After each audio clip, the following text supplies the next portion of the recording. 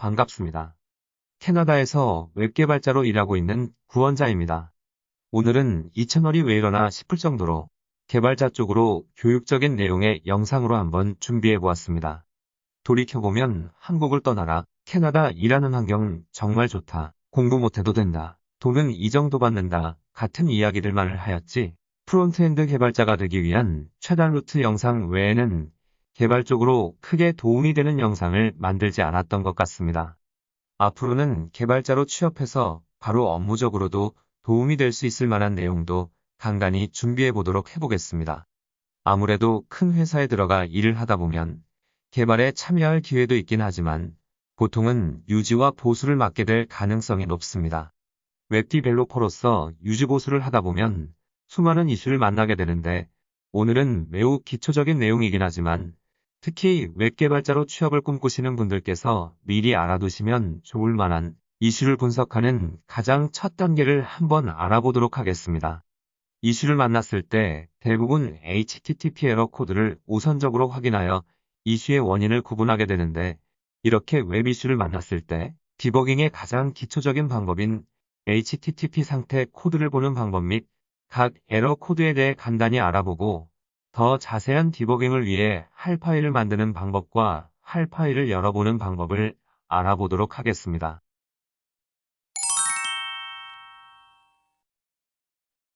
일단 HTTP 응답 코드는 올바른 API를 사용한다는 전제 하에 믿을 수 있습니다. 이슈를 발견하였다면 브라우저에서 우클릭을 하여 인스펙트를 클릭합니다. 여기서 네트워크 탭을 켜두고 버튼 혹은 링크를 클릭할 경우 발생하는 코드를 볼 수가 있게 되는데 이슈가 발생하는 상황을 재현해 본다면 네트워크 트레이스를 통해 응답 코드를 분석해 볼 수가 있습니다. 정상적인 리퀘스트를 보내어 제대로 된 리스폰스를 받는다면 200번대가 뜰 것이고 서버로 보낸 요청이 실패를 하는 경우엔 흔하게 400번대와 500번대의 상태 코드가 뜰 것입니다. 대개의 경우 400번대 코드들은 서버에 보낸 요청이 잘못된 경우를 나타내기에 프론트엔드에서 잘못하였을 경우일 가능성이 높고 500번대의 상태 코드가 뜰 경우는 서버 쪽에서 무언가 잘못된 경우에 발생하므로 백엔드의 문제일 경우가 많습니다. 200번대의 코드는 요청에 대한 성공적인 응답을 받은 경우이므로 패스하도록 하고 400번대 코드들의 몇 가지의 예시를 보자면 400, 배드 리퀘스트, 단순하게 클라이언트가 요청을 잘못 보냈음을 의미합니다. 401, unauthorized, 인증되지 않은 사용자가 인증이 필요한 자료를 요청하는 경우에 인증이 필요하다는 것을 나타냅니다. 사용자가 누구인지 확인이 필요한 상황이며 보통 로그인이 필요한 리소스에 접근할 때 로그인 없이 접속하려 한 경우에 뜹니다. 403, forbidden, 접근이 금지된 리소스를 요청하였다는 것을 뜻합니다.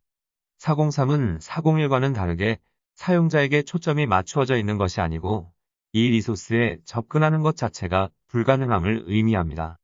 404, not found, 말 그대로 요청한 리소스가 존재하지 않음을 의미합니다. 408, request timeout, 서버의 요청 대기가 시간을 초과하였을 때 발생합니다.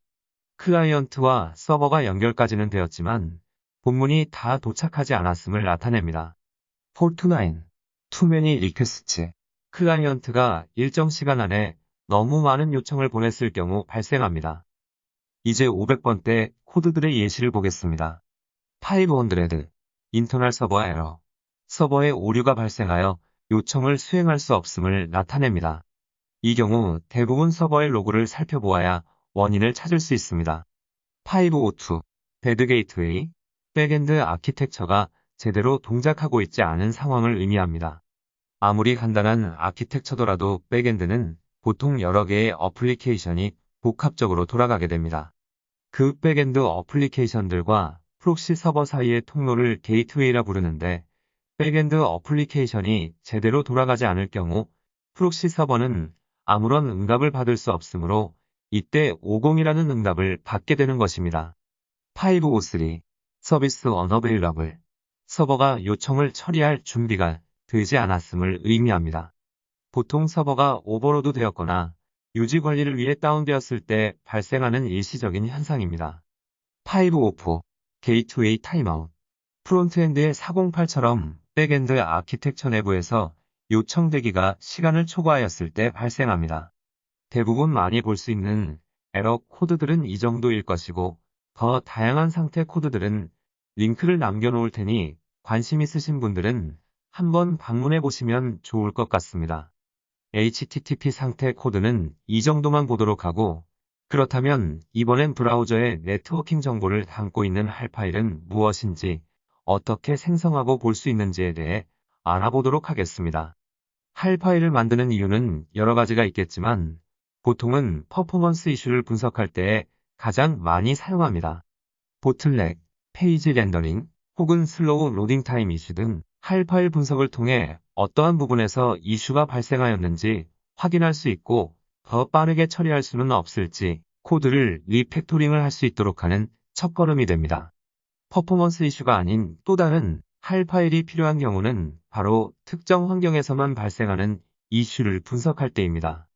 로컬에서 이슈를 재현하지 못할 때, 커스터머 환경에서만 에러가 발생할 때에는 커스터머와 스크린 쉐어 미팅을 하며 함께 디버깅을 해야 할 때도 간혹 있습니다. 이 경우에는 압박감과 스트레스도 있기에 정말 운이 좋기 전에는 제한된 시간 내에 버그를 잡아내는 일은 사실 쉽지 않습니다. 결국 미팅하는 동안에 이슈의 원인을 찾지 못할 경우 할 파일을 저장해 받아와서 팀원들과 함께 자세한 분석을 해볼 수 있습니다. 또한 프론트엔드 이슈인 줄 알았는데 실제 이슈는 백엔드 어플리케이션 혹은 게이트웨이 문제였음을 할 파일을 통해 증명하기도 합니다. 그렇다면 이렇게 여러모로 중요한 할 파일을 어떻게 생성하는지 한번 알아보겠습니다. 앞서 말했던 방법처럼 브라우저에서 우클릭한 뒤 인스펙트를 클릭하여 디벨로퍼 툴스를 나오게 합니다. 우측 상단의 네트워크 탭으로 이동하여 일단 지금 쌓여있는 콜드를 클리어해 줍니다. 이슈를 재현해 본 후 클리어 버튼의 옆쪽 혹은 하단에 위치한 아래를 향하고 있는 화살표 버튼을 누르시면 지금 쌓여있는 콜드를 포함한 할 파일이 생성됩니다. 생각보다 간단하죠? 그럼 이렇게 생성된 할 파일을 보는 방법도 바로 알려드리겠습니다. 구글에서 HAR 애널라이저로 검색을 하면 구글에서 제공하는 온라인 뷰어로 가실 수 있습니다. 아까 다운로드하였던 할 파일을 이곳에서 선택한다면 디벨로퍼 툴스에서 보던 것처럼 콜드를 하나하나 분석해 보실 수 있습니다. 간혹 회사들에서 테크니컬 인터뷰 시 웹 이슈를 분석하는 상황에 대해 묻는다면 오늘 알려드린 정보들은 큰 도움이 될 것이라 생각합니다.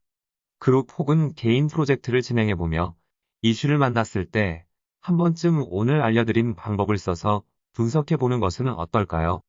오늘 준비한 내용은 여기까지입니다. 끝까지 시청해주셔서 감사드립니다. 그럼 저는 다음에 또 유익한 내용으로 찾아뵙겠습니다. 오늘의 영상이 도움되셨다면 구독과 좋아요 부탁드립니다.